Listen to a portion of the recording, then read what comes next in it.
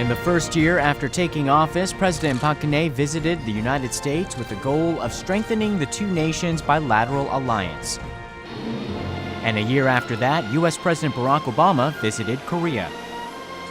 President Obama kicked off his visit by returning 9 cultural artifacts to Korea and confirming the strong alliance between the two nations. And this is a symbol, hopefully, of the respect that we have for Korean culture and our friendship.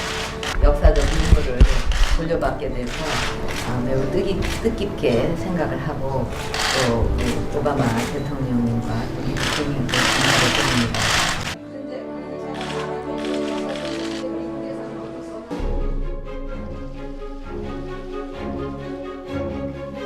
The two leaders shared a common view on Japan's wartime sexual slavery issue. This was a terrible, egregious violation of human rights. Even in the midst of war, was shocking. 그때 그 아베 그 총리께서 약속한 이런 부분에 대해서 어떤 그 진정성 있는 그런 그 어떤 실천 그것이 중요하다고 생각을 합니다. And also decided to work together on the North Korea situation. 고령의 할머니들이십니다. The United States and South Korea stand shoulder to shoulder, both in the face of Pyongyang's provocations and in our refusal to accept a nuclear North Korea. 오바마 대통령과 저는 북한의 도발을 억제하기 위해 필요한 모든 노력을 다해 나갈 것이며 양국 간 공조 체제도 더욱 강화할 것입니다.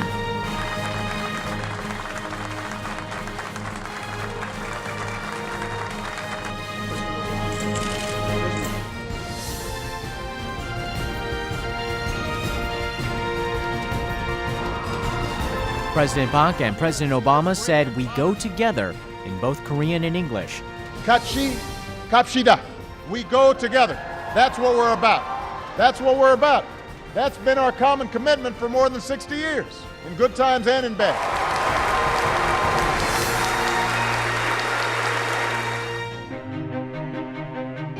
President Obama's visit to Korea contributed to enhancing the strong bilateral ties that date back more than 60 years.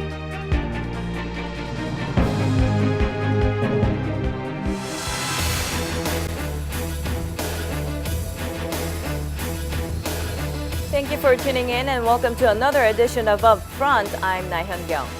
I'm Yoo Jong-soo. On today's UpFront, we assess Korea and U.S. summit that was held in Seoul. And that was a couple of weeks ago. Today, for that discussion, we are joined by Ambassador Chung Tae-ik, the chairman of the Korean Council on Foreign Relations. Thank you very much for being here. And Professor Park Sang-mi from Hankuk University of Foreign Studies. Thank you both for making the time to come to the studio today. Now, let's first start with how you evaluated the summit talks between President Park Geun-hye and President Barack Obama. Do you think Korea was able to get more out of the summit talks than the U.S.? First of all, thank you for inviting me this wonderful program. And I think the President Obama's visit was a very successful one, and that is big gains for Park Geun-hye administrations. And Professor Park?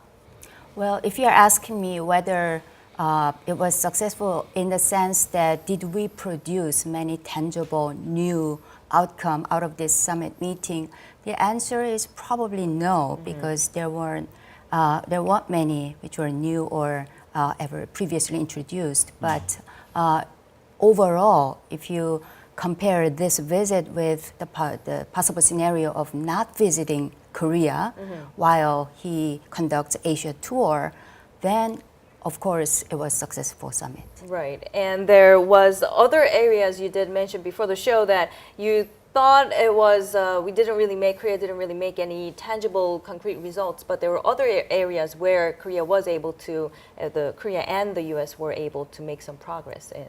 Yes, in addition to those reconfirmation of the previous agreement, which were valuable, I think, to some sense, but the area where I really see the good result is less tangible areas such as cultural experience. Earlier on, when the two countries agreed on having summit meeting, the general theme was cultural experience for the U.S. President Obama, and I think in that regard he was really successful in getting closer to the hearts of Korean people.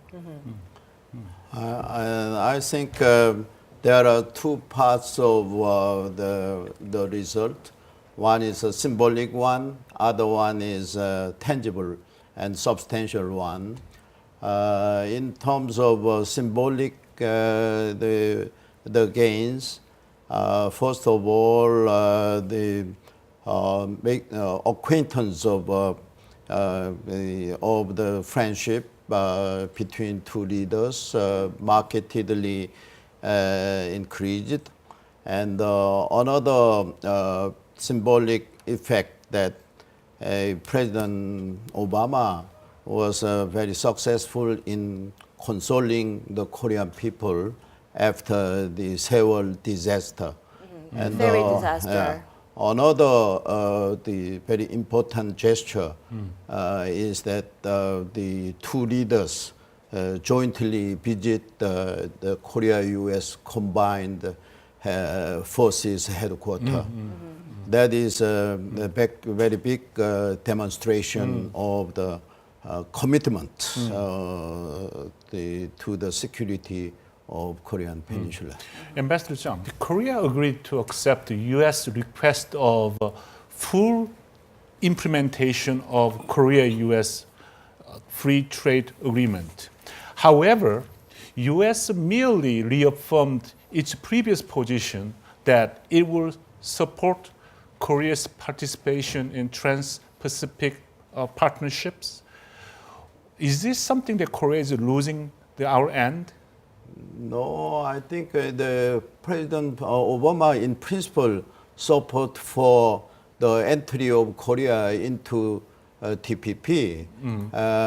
But before negotiation on joining the TPP, U.S. the demand to make a further effort for implementation of the obligation by the U.S.-Korea FTA. Right. So I think it is not matter of the favor or unfavor. It is, I think, the matter of the process. Well, when President Park Geun-hye told President Obama that Korea will try to abide by the already agreed free trade agreement with the U.S., that the nature of that kind of statement is keeping the promise. So we are following the procedures that we already have agreed upon. But joining the TPP is a different kind of problem. Already more than 10 countries are already negotiating, and Korea is trying to newly join that network of countries which are already what's already happening. So it's a different question, but I agree with Ambassador Chung that it's a necessary procedure, and one of the most important job for political leadership is to be the best negotiator for the country. Ambassador Chung, the two leaders have touched on many subjects, but what do you think that the subject will require more discussions, more detailed discussions on the future development of two relationships? Yes, and the substantial the gain, the one is that the decision to transfer of the wartime operation control, that issue requires further effort.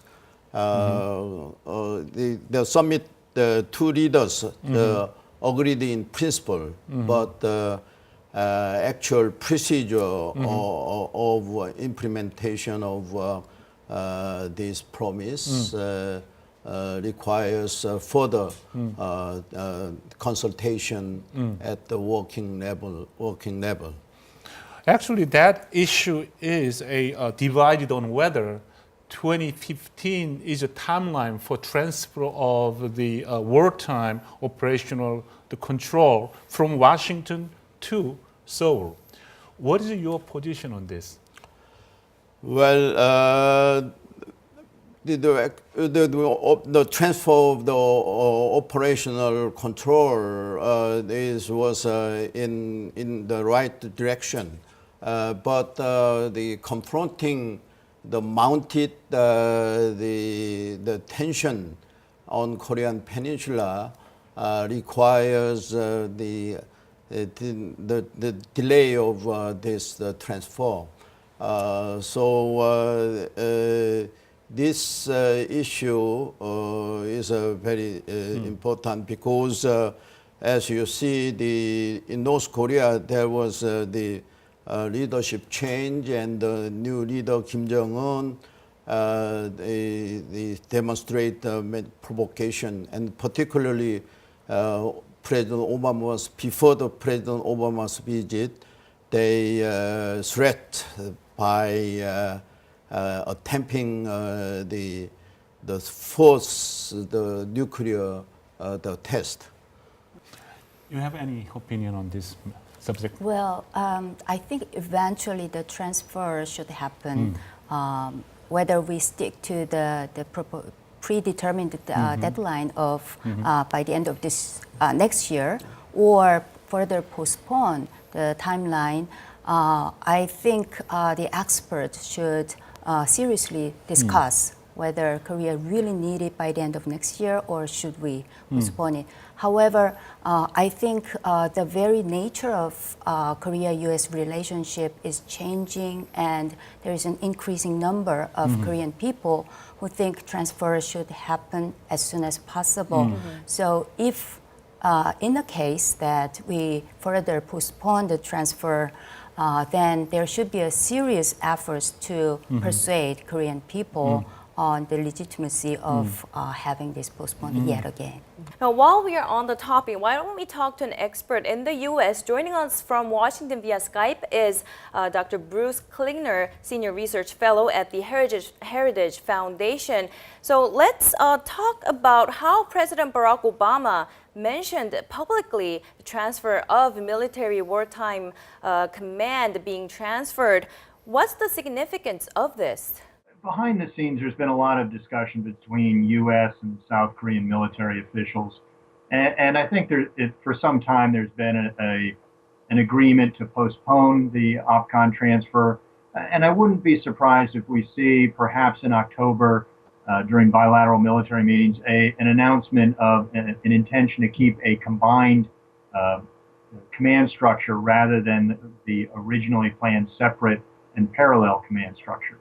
Now, postponing the transfer date is, of course, going to bring implications on both countries. Do you think it's a reasonable move? I think really the intention to delay it was intended to reassure our South Korean ally. They're increasingly nervous because of the North Korean nuclear and missile threat.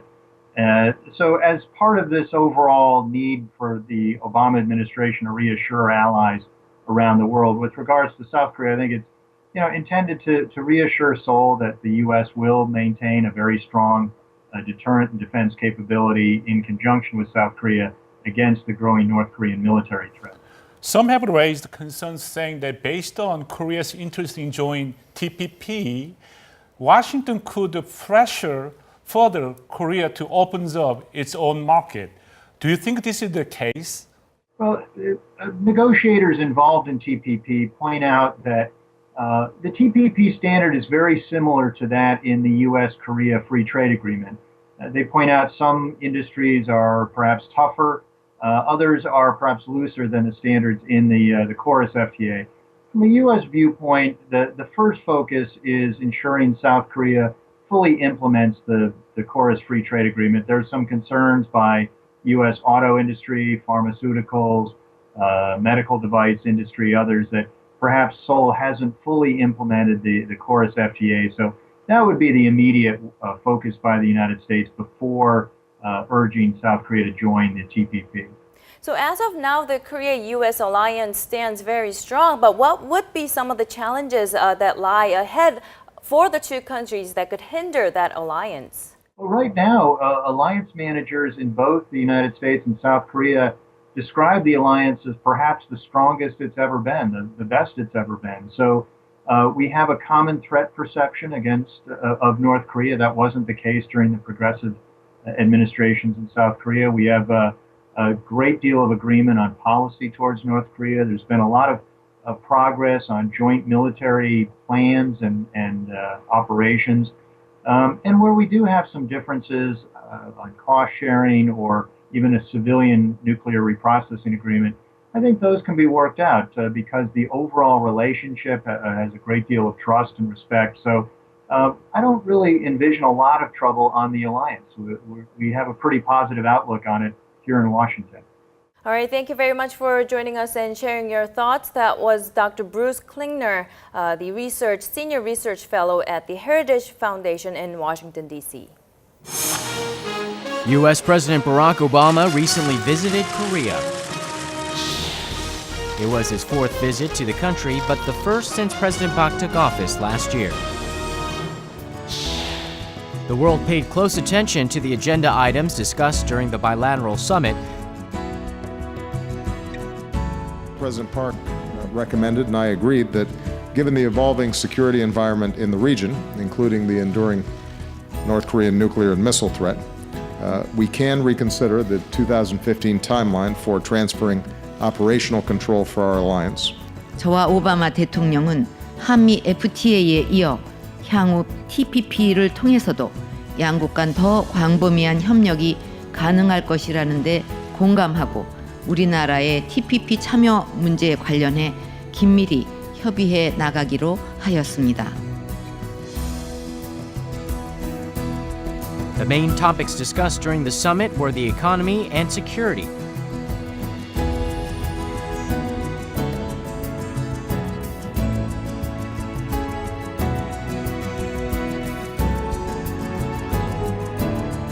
The summit reaffirmed the strength of the Korea-U.S. alliance. But some people have raised concerns about the lack of concrete details that emerged.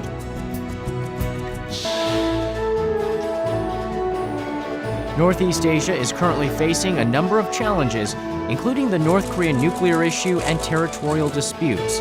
We discussed the significance of the recent Korea-U.S. summit and its effect on the current landscape in the region. Ambassador, a year ago today, the two leaders adopted the Korea-U.S. joint declaration in commemoration of the 60th anniversary of the bilateral ties. Right. Compared to a year ago, do you think what things have been changed, enhanced? There is a lot of the changes of the situation. First of all, the threat from North Korea was mounted, and in the meantime, President Park Geun-hye mentioned that unification is the bonanza for the Korean Peninsula and the region, and in that context, when President Park Geun-hye visited Germany, she declared Dresden the statement for the furthering unification process, and that is a new development, and the issue of the transfer of the control operation, the control, and is also a new development. Well, I think in addition to what Ambassador Chung already mentioned, there were several other things that President Obama mentioned which were taken pretty positive by Korean people. For example, he made a statement which surprised Korean people in a way, because he stood very firmly on his opinion on the Korea-Japan historical disputes. So that was something that was taken as very significant by Korean people. And there was a little ceremony at the Blue House, Cheongwade. At the same time, right after the summit meeting, he returned 9 precious cultural heritage items, the royal seals, to Korea, which were illegally taken during the Korean War. And he also explained the significance of the act and the meaning or symbolic meaning of those heritage items for Korean people. And while he did that, I think he really showed his respect and willingness to learn and love Korean culture. And I think in this kind of visit, those aspects are quite important. His visit was during the Sewol-ho Perry tragedy, and some say this might overshadow his visit as well as some agendas that otherwise be highlighted. What do you think? It might be an accurate observation, but you never know what would happen during any visit. So I think given the circumstances, where Korean people were all feeling very sad, and everybody was focusing upon what was happening in the aftermath of the ferry disaster, I think given the circumstances, he did a really good job of paying his respect and paying his condolences to Korean people and especially the victims' families. I think overall he did all the right things. As you said, one of the topics they discussed was Japan's military wartime sexual slavery. President Obama was pretty firm on his stance. The word he used was egregious violations. Now, how will these remarks put pressure on Japan? Have they or will they? Well, I think the word egregious is such a strong word to be used by a head of state. But he used it, and he showed his willingness to say such a strong word, to use such a strong words. And I think that really made Korean people feel that the U.S. is willing to play a role in this historical dispute. But it seems like the Japanese side take it slightly different angle because, yes, he said it's a terrible and egregious act of violation of human rights, but Japanese people put more emphasis on what he said in the next sentence, which was both countries should put more emphasis on the future rather than dwelling upon what happened in the past. So Japanese people probably they want to take it as the main statement. So yes, he took a stand, but depending on how you interpret this, it could be interpreted either way. But it's very clear that he is not reluctant in saying something significant in this regard. So how can a strong Korea-U.S. alliance work in favor of warming the bilateral relations between Korea and Japan? I mean, right now, they're not at their best. Yeah, not at the best, but it is trilateral cooperation is very important, particularly at the time that China emerged as the big power in this region, and we need some balance. The balance will bring about stability and peace. So it will be the very good foundation for prosperity. So in that sense, I think the main purpose of the President Obama's Asian visit is to mobilize the allied forces for the balancing this region, and also the 3 years ago, President Obama mentioned the so-called pivot to Asia, the strategic shift to Asia, there is no the substantial contents of this policy, but this visit is the demonstration of his the will to implement his policy. Let's move into North Korea issue. North Korea was also watching this Obama's visit to Seoul very closely, and President Park and Obama, they made it very clear that any provocation from Pyongyang would not be ignored, would respond to very strongly. Now, but some say that summit talk fell short, simply being symbolic in nature.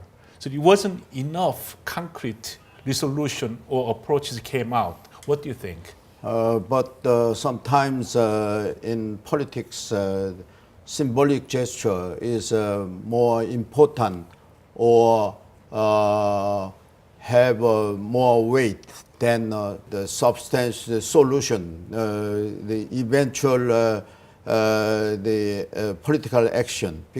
Because this, for example, of course, North Korea responded very negatively, and they blamed the summit meeting, and because it is a declare of the war against the North Korea. But this kind of the strong warning is quite effective in the containing North Korean further provocation.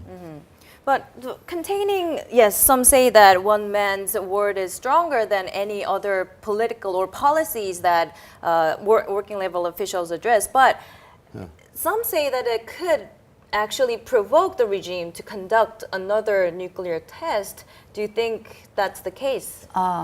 That can be the case, and the only thing we can predict regarding North Korea's next action is unpredictability. Exactly. So we never know what would be the North Korea's next step. So yes, it may provoke any action that might be devastating in terms of security. But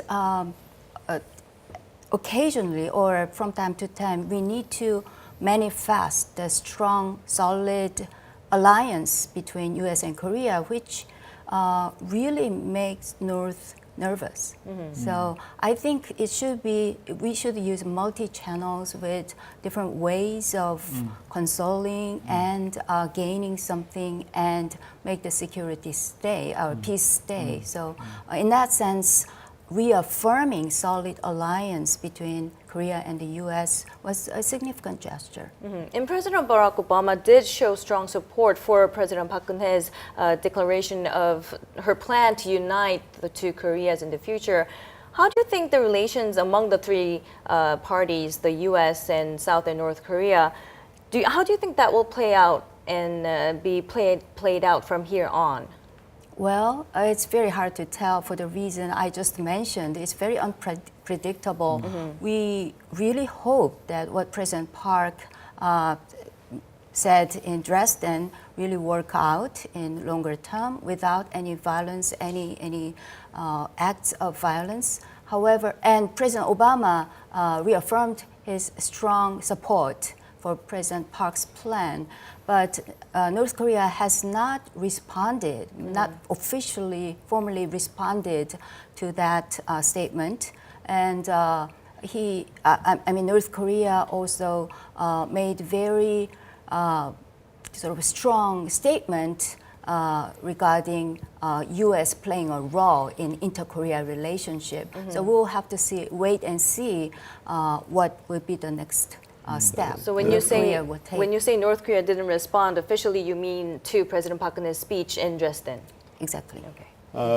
We should know that the U.S. role in the process of the unification of Germany was very critical. The there are many factors to achieve unification of Germany, but among them, a most important thing is the strong support of the President Bush for the unification of Germany. So in that context, our alliance of the United States it will be the most important factor to achieve the unification, which President Park Geun-hye aspires to achieve. We can also improve the relations with China. And without the United States, there is a possibility for China ignore our role. But because of this alliance, so China they gave the weight to the role of Korea. So this visit is of the president to Korea first provide the stability, number one, which also the important element for unification. And the second one is a prevention of any provocation by North Korea. And the third one is a good basis basis of the address the issues, the territorial issues. You know, the U.S. role as a balancer in the region. Then any issue should solve in peaceful manner rather than engaging the war or conflict.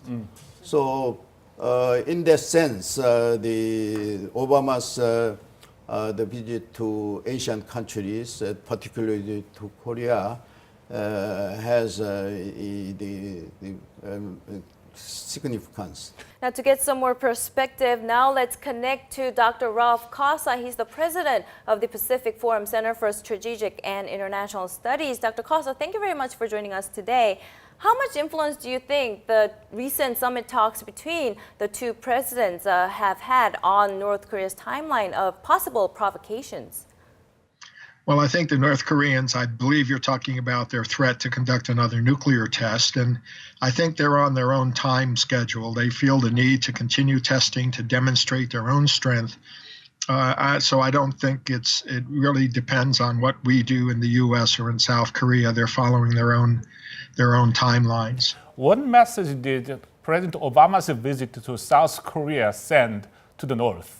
Well, I think it certainly sent a strong message to North Korea that the U.S. and the ROK stand together and will respond in the face of aggression. The North Koreans, of course, already know this. They may try to use the Obama visit, and certainly they've been very critical of both the President Obama and especially President Park for the meeting. They may use that as an excuse to do something that they would do anyway. But I think clearly a strong signal was sent to him, a strong message was sent, and that was the intention. So from here on, what kind of policy should South Korea and the U.S. conduct to keep Pyongyang in check? Well, it depends on what you mean by in check. If you mean to prevent them from invading the South or attacking the South, I think we need to continue doing exactly what we have been doing, which is sending a strong signal of our commitment to one another and a strong deterrent. I don't think you can ever stop the North Koreans from some type of provocations, and certainly things like missile launches and nuclear tests. That requires an international effort. It requires help from the Chinese and others to put international sanctions on North Korea. There's not much that the two of us can do alone to stop that, other than to join together in pushing international punishment. The North Korea's nuclear threat was the top of the agenda. However, some say the meeting really did not address this issue and the reiterating existing position. Do you think this is a valid argument? Well, I think that the U.S. right now is just sort of holding firm with North Korea. I don't think the Obama administration sees there's much opportunity or much prospects for success in moving forward. I think that's unfortunate, but I think that's the strong signal that the North Koreans have sent as well. There are a number of things the North Koreans could have done, should have done if they wanted to demonstrate that they were serious about cooperating, and they haven't done that. So I think the Obama administration view is to just sort of wait and continue to contain the North, and also to support President Park and her efforts, as she explained in Dresden, to try to promote peaceful cooperation between the two Koreas. All right, thank you very much, sir, for joining us today. That was Dr. Ralph Costa, the president of the Pacific Forum Center for Strategic and International Studies.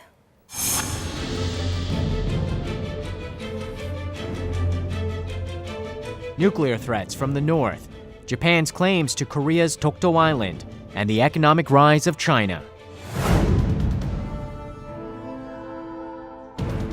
The significance of strong Korea-U.S. ties is even more pronounced amid the rapidly changing environment in Northeast Asia. What do the Korean people think about the Korea-U.S. alliance?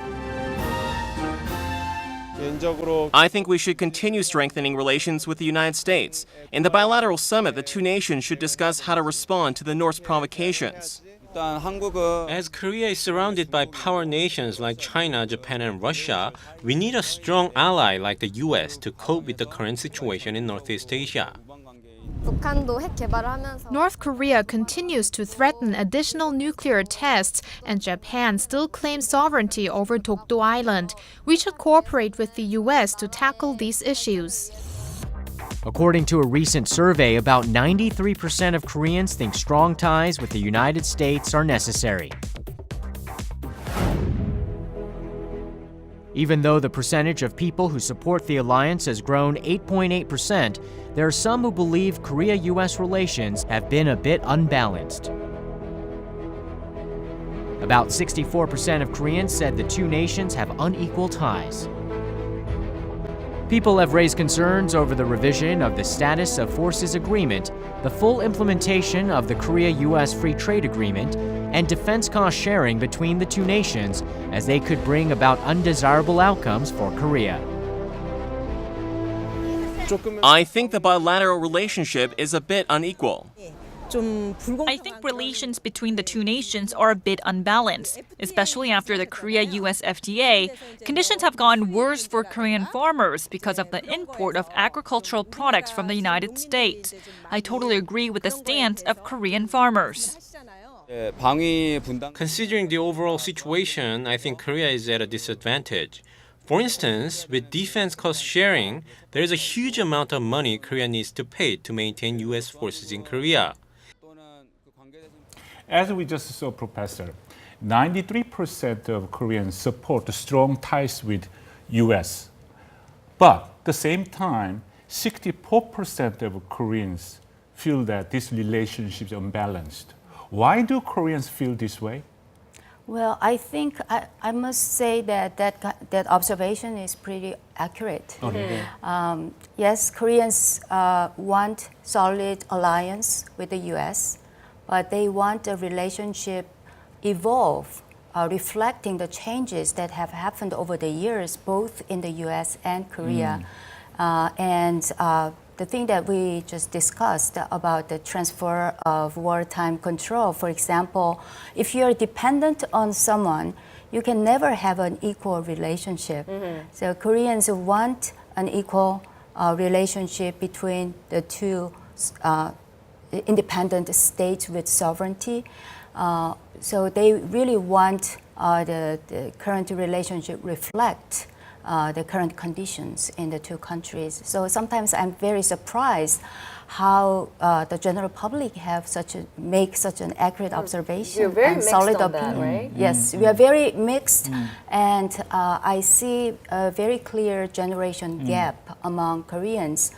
The older generation who have experience of Korean War and extreme poverty following the war want security first and peace. But younger generation have never directly experienced those difficult times. They would like to focus upon what's happening right now, and they have much higher pride in Korea as a nation and Koreans as people.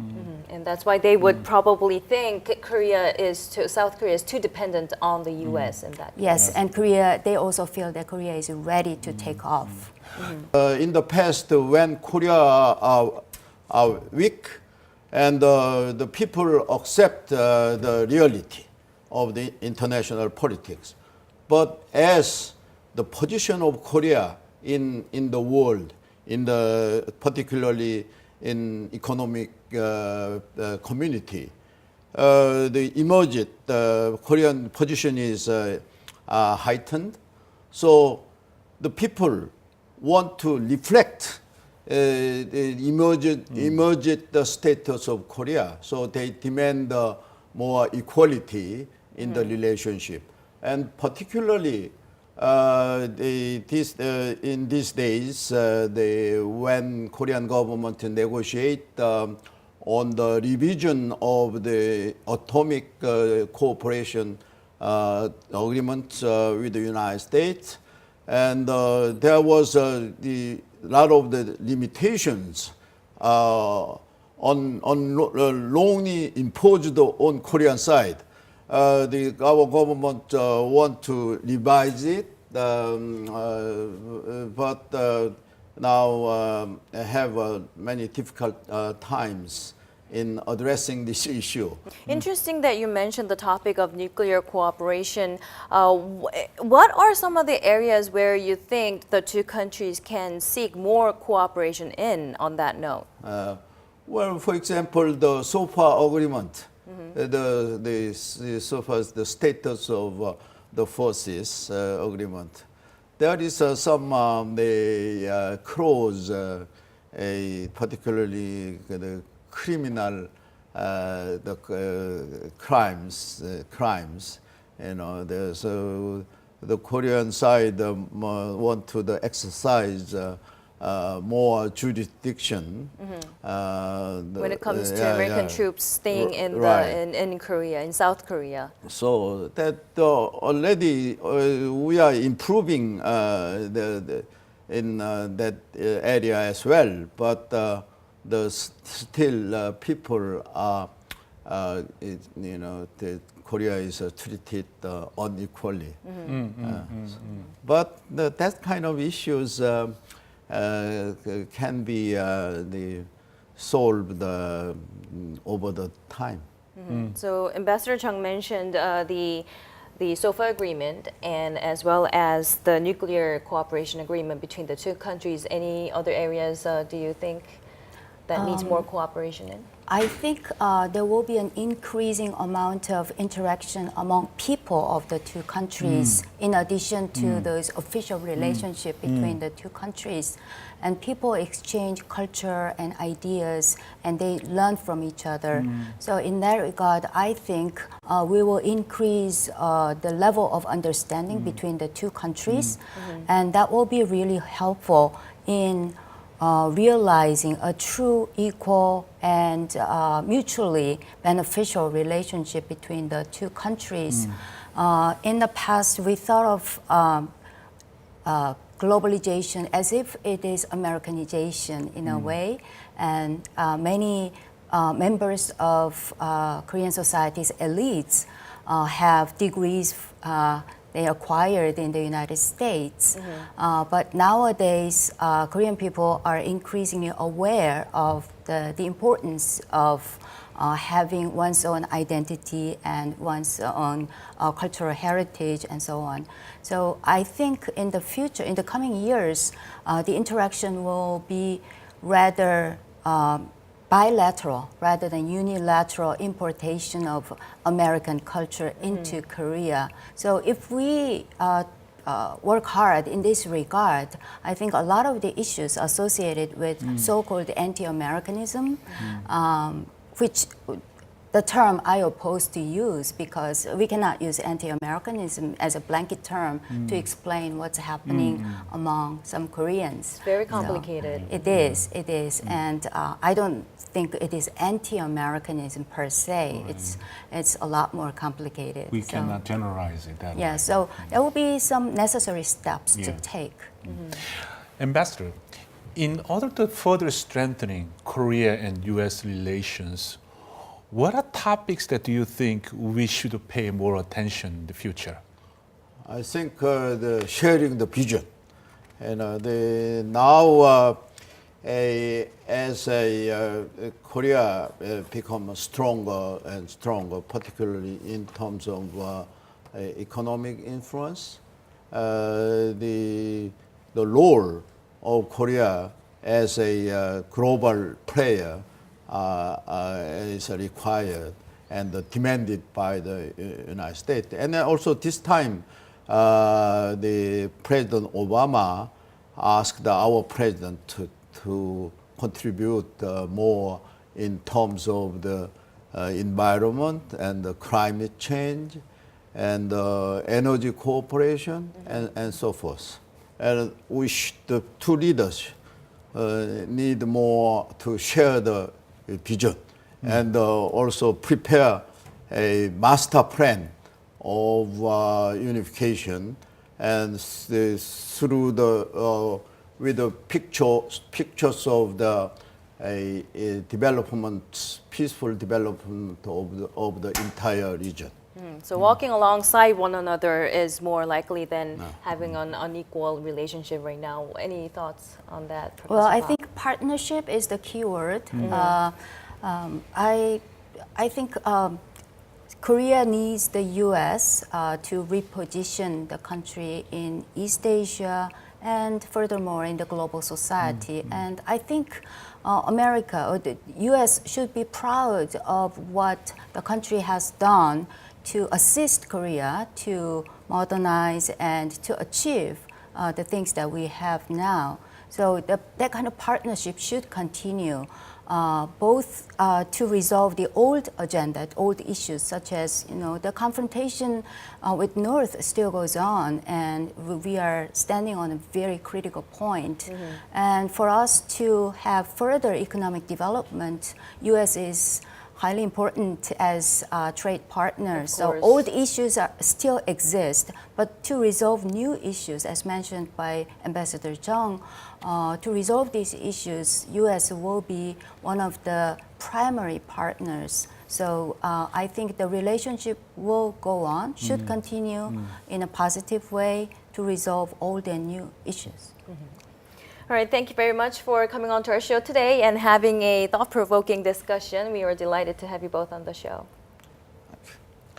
We just discussed ever-changing nature of Korea-U.S. bilateral relationship. And there were also many topics that we couldn't touch upon today, but hopefully we'll have a chance to do that later. Thank you very much for watching. This has been Na Hyun-kyung alongside Yu Jong-soo. We'll see you next week.